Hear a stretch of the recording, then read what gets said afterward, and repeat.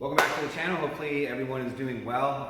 On today's episode, I thought I would go over a few of the tools that I use, not so much the chemicals, but just the tools that I use that makes life as a detailer a little bit easier.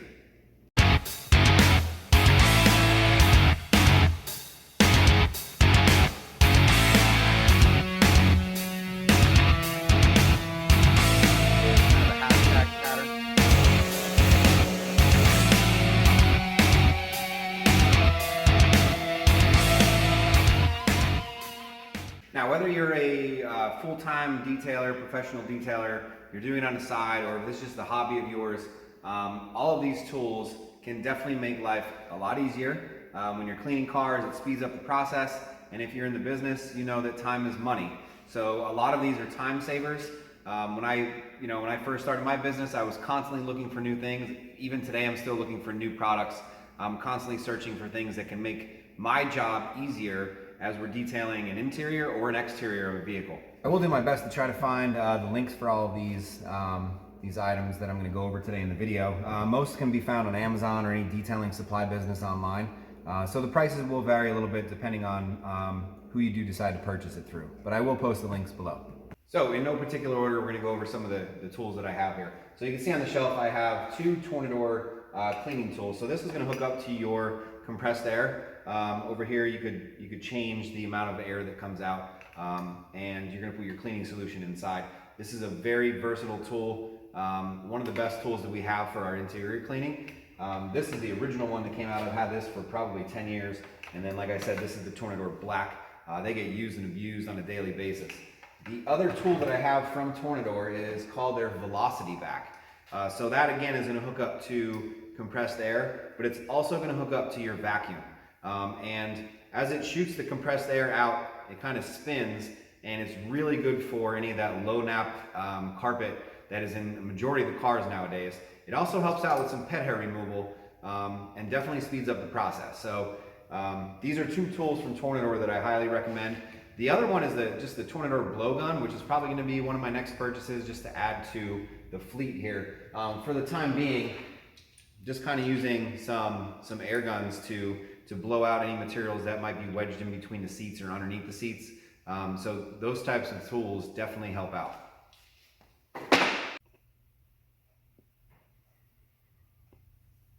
So with the Tornador tools, I mentioned that the Velocity Vac is a pretty good tool for pet hair removal. And I have some other tools here that I'm going to go over also. Whenever we get a vehicle in here with pet hair, it definitely prolongs the process of an interior detail. That dog hair or pet hair wedges itself into all of the fibers of the carpet, and depending on the animal, it makes it a lot more difficult to clean. It's not going to just be a simple vacuum. So like I said, the Velocity Vac is good to use. These two attachments are for the vacuum itself. These are from Brite. These are the Fur-eels is what they're called.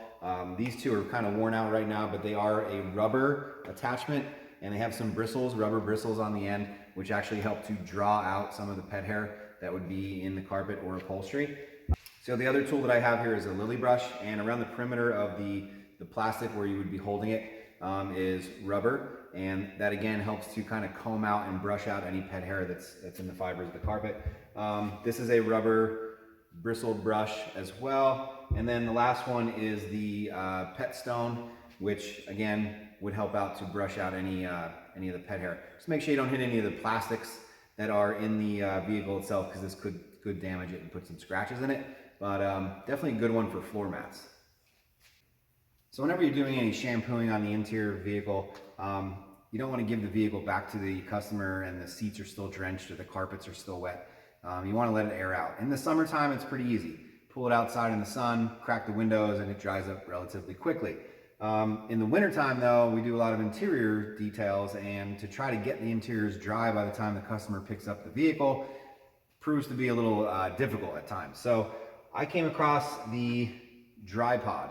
Found these on Amazon. They're like $100 a piece, and the cool thing is you could plug 4 of them into each other.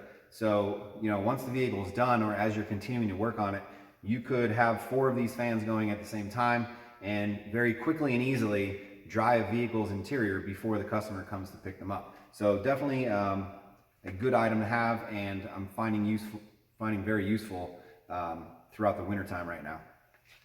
All right, so hanging behind me on the wall are some rechargeable LED work lights. They're actually labeled as under hood work lights, but we use them for interiors.